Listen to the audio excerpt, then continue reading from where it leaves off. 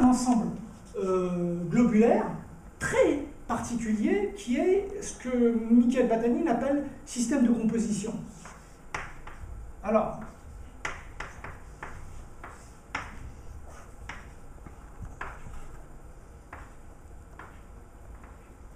en fait, cet ensemble globulaire C0, il est formé donc de plein de cellules à tous les niveaux et qui ont des arités, des coarités.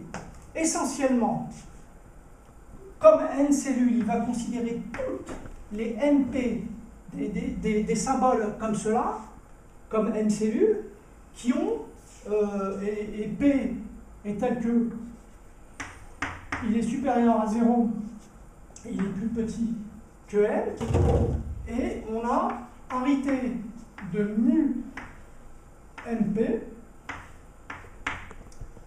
qui va donner alors moi qui va donner ici une n cellule dans l'oméga catégorie stricte libre sur l'objet terminal, qui est en fait un arbre. Il y a plein d'approches pour les arbres, mais pour faire simple, parce que ça me paraît imagé, je vais l'écrire comme ça. Donc 1 de m star np 1 de n. Voilà, ça c'est l'arité. Et la coarité, je vais expliquer cette expression de mu mp égale à 1 de n. Donc en fait, l'objet terminal de globe, donc on sait c'est quoi, on en a une idée, hein. Donc c'est un ensemble globulaire qui a un seul élément pour chaque niveau. Et puis finalement, quand on fait le libre, eh bien on produit, les gens qui font des théories algébriques le savent très bien, on produit des choses comme cela. Voilà. Et on va rendre tout ça associatif, tout ça, et c'est comme ça qu'on construit le libre. Eh bien, l'arité de cette opération, c'est ça. Donc, Michael Batanin va mettre exactement que ce genre d'opération. C'est tout, plus, il va rajouter quand même un pointage, donc il va rajouter des opérations que je vais appeler UN, donc pour chaque n, donc qui auront pour source et but UN-1, etc., jusqu'à U0, et en fait c'est à tous les niveaux, et qui ont pour arité, alors l'arité de UN c'est 1 de n, et la coarité de U de n c'est 1 de n. Voilà, donc c'est la combinatoire qui est un peu... Celle de Michael Batanin, elle paraît un peu compliquée comme ça, mais on s'y habitue vite, pardon. Mais celle que je vais vous montrer est un peu plus compliquée. C'est pour ça que je préfère faire passer ça en slides pour vous montrer à quoi ressemblent donc les systèmes d'opération pour les infinis foncteurs, infinis transformations, etc. Pour les infinis catégories faibles, c'est beaucoup plus simple.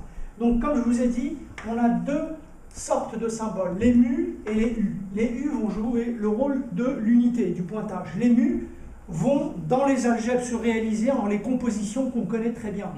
Voilà. Les mu, j'ai oublié de le dire, excusez-moi, il y a une dernière précision, c'est quoi leur source et leur but? Parce qu'avant tout, ce sont des opérations globulaires. Ce sont des opérations qui ont des sources et des buts. C'est ça qui est très joli, finalement, dans leur théorie.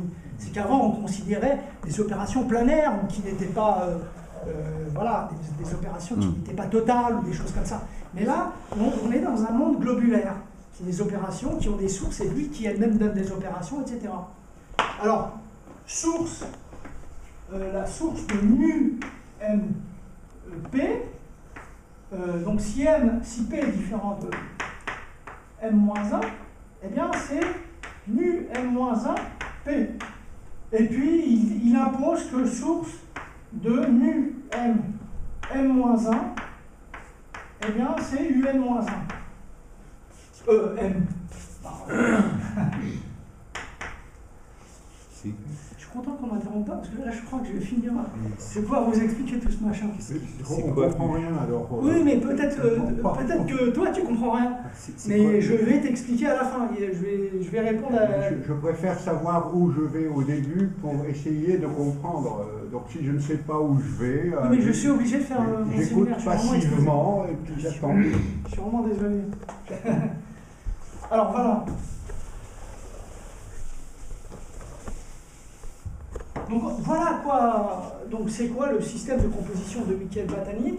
Donc c'est un ensemble globulaire qui a ces deux classes d'opérations. Et finalement, eh bien, grâce aux foncteurs que je viens de décrire tout à l'heure, donc tu vois des oméga 0 opérades vers les oméga 0 collections pointées.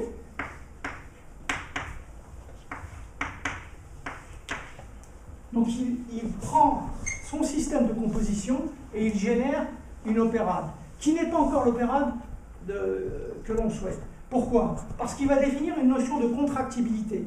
Il va définir une autre catégorie qu'on appelle les oméga collections contractibles. On va noter C, oméga 0 par exemple.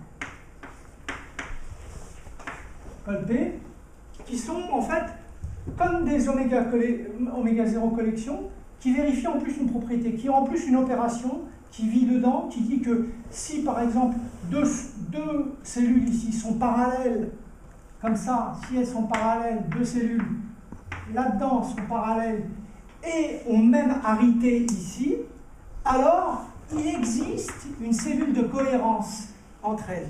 Voilà. Et c'est comme ça.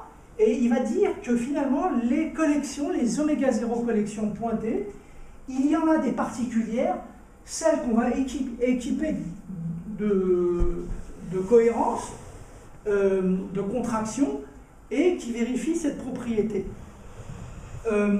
Donc cette catégorie, elle est aussi donc monadique au-dessus de la catégorie des oméga 0 collections.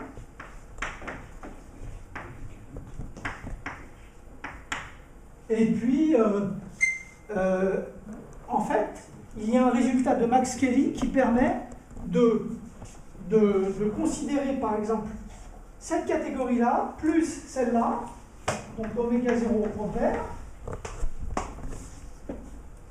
Donc ici, on a un compteur oubli. Il va réussir à construire une catégorie qu'on va appeler on va la noter comme ça, vous devinez c'est quoi? Ce sont les oméga opéra, donc les monoïdes là-dedans, mais qui ont la propriété d'avoir leur sous-oméga 0 collection sous-jacente contractible. Voilà. Et en fait, grâce au résultat de Max Kelly, on a un foncteur oubli ici qui a un adjoint à gauche. Voilà. Et en fait, on va transporter ça. Avec ça, on va faire le libre. Et on obtient exactement l'opérade de Battanin. Voilà. Eh bien, tout mon exposé, ça va consister à re-imiter ça, tout simplement, dans un premier temps. C'est-à-dire voir, Michael Battanin a utilisé ces zéros. Eh bien, je vais utiliser... Tu veux faire une sorte d'opérade libre, un peu comme le modèle du monoïde libre, ou quelque chose de ce genre, ou c'est autre chose? Non, non, c'est exactement ça, c'est un monoïde libre. Je vais faire que des opérades libres, comme a fait Michael Battanin. C'est-à-dire que l'opérade de Michael Battanin, que je note dans mon article B0C, eh bien, est une opérade libre sur cette collection. Elle est un peu sophistiquée au départ, parce qu'il faut savoir c'est quoi une oméga 0 collection. Il faut savoir qu'elle est tensorielle. Il faut définir une autre catégorie qui est celle des oméga 0 collections contractibles. Et puis à partir de là, on fabrique une catégorie un peu sophistiquée qui sont la catégorie des oméga 0 opérades contractibles. Ou oméga 0, je le répète, c'est la monade des infinies catégories strictes. Voilà. Et c'est du libre. C'est du libre. Ensuite, donc moi, mon travail consiste à quoi? Il consiste à construire ces zéros, mais aussi une autre collection. Donc, au lieu de travailler avec oméga 0, je vais travailler avec la catégorie donc des infinis foncteurs stricts. Et les infinis foncteurs stricts, Donc je vais en parler rapidement. C'est pour montrer le parallélisme